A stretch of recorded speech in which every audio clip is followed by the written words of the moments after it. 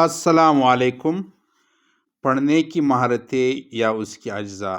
اس سے پہلے lecture number 1 میں ہم نے پڑھنے کی مہارتوں میں چھپے ہوئے جو تصورات تھے، جو پرنٹنگ کانسیپٹ ہے، اس کے بارے میں پڑھا تھا۔ اب ہم پڑھنے کی جو مہارتیں ہیں، جس میں صوتی آگاہی اور علم الاصوات ہے، اس کے بارے میں ہم پڑھیں گے۔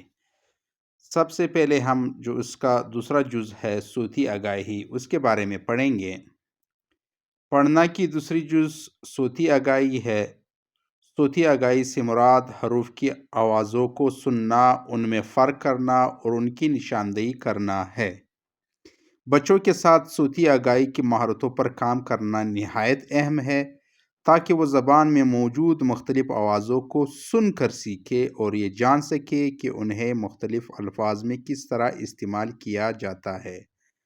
مثلاً وہ یہ سن کر پہچان کر سکے کہ جان اور جاگ ایک ہی آواز سے شروع ہوتے ہیں، دونوں میں پہلے جیم آتا ہے لیکن مختلف آوازوں پر ختم ہوتے ہیں۔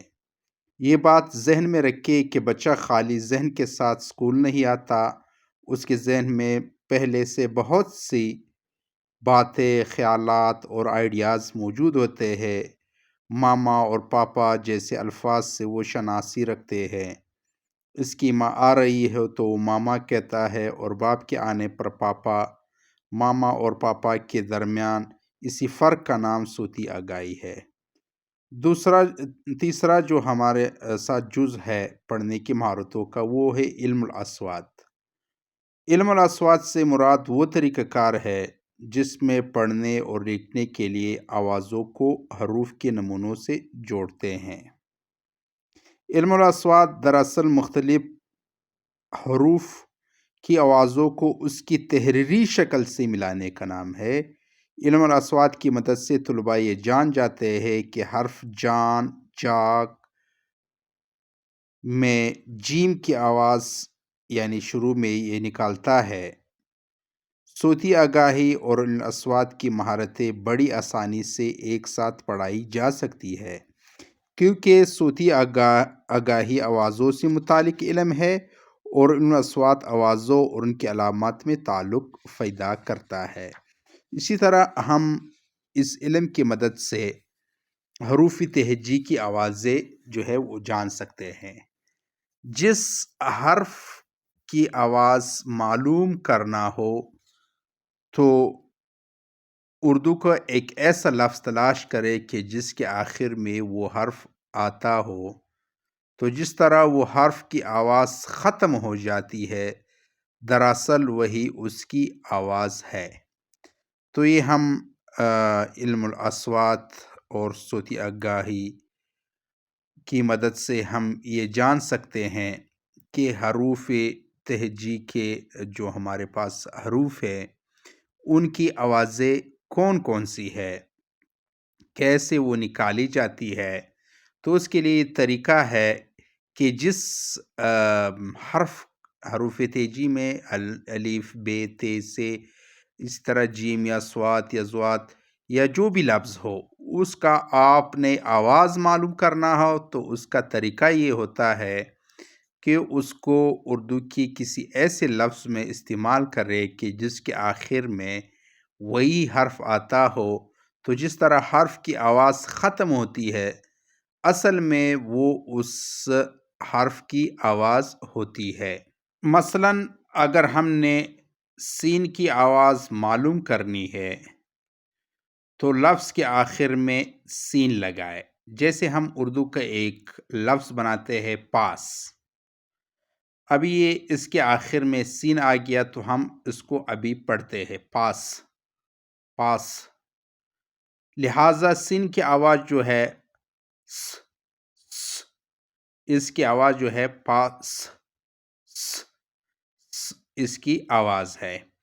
تو اس کی مدد سے ہم نے جان لیا کہ کس طرح ہم حروف تہجی کے مختلف جو حروف ہے اس کی آوازیں ہم معلوم کر سکتے ہیں۔ اسی طرح ہمیں طلباء کو یہ بھی سمجھانا ہوگا کہ سین اس کی شکل ہے، یعنی علامت ہے، اور سین اس کا نام ہے، سین یہ نون جو ہے یہ اس کا نام ہے، اس شکل کی جو نام ہے، اور جبکہ س اس کی آواز ہے، یعنی تین چیزیں ہوئی، ایک اس کی علامت یا شکل جس کی مدد سے ہم سین کو لکھتے ہیں، اس طرح اس کا نام ہم نے رکھا ہے سین، اور اس کی آواز ہے، تو اس کی مدد سے ہم یہ جو ہمارے پاس علم الاصوات ہے یا صوتی آگاہی ہے یہ انتہائی اہم ہے، اس کی مدد سے ہم یہ بچوں کو سمجھا سکتے ہیں اور ان میں بولنے کی جو استعداد ہے وہ بڑھا سکتے ہیں۔ اس کے لیے جو بہترین تدریسی حکمت عملیہ ہے وہ فرسٹ جو ہے وہ ٹپنگ آؤٹ ہے۔ اس سے مراد الفاظ کی ادائیگی کا ایک ایسا طریقہ ہے جس کے ذریعے ہم طلباء کی حوصلہ افزائی کر سکتے ہیں کہ وہ صوتی آگاہی کی مشق کرے۔ جب ایک طالب علم ٹپنگ سے لفظ میں موجود حرف کی آواز کے لیے اپنی انگوٹھی کو کسی انگلی پر رکھتا ہے، یعنی جو آواز وہ پروناؤنس کرتا ہے تو اسی پر وہ انگلی رکھتا ہے۔ اس طرح دوسرا جو ہے سیگمیٹنگ اینڈ بلینڈنگ، جس کو ہم توڑ اور جوڑ کہتے ہیں، کسی لفظ کے اندر موجود ہر حرف کی آواز کو علیحدہ علیحدہ پڑھنے کو سیگمیٹنگ کہتے ہیں، جبکہ تمام حروف کو ایک لفظ کی طرح ادا کرنے کو ہم بلینڈنگ کہتے ہیں۔ مثلا ہمارے پاس ایک لفظ ہے دادا، یعنی ابھی ہم اس کو دال الف یعنی الگ الگ پڑھنے کو ہم سیگمنٹنگ کہتے ہیں، جبکہ ان حروف کو یکجا کر کے لفظ کی طرح پڑھنے کو ہم بلینڈنگ کہتے ہیں، دا۔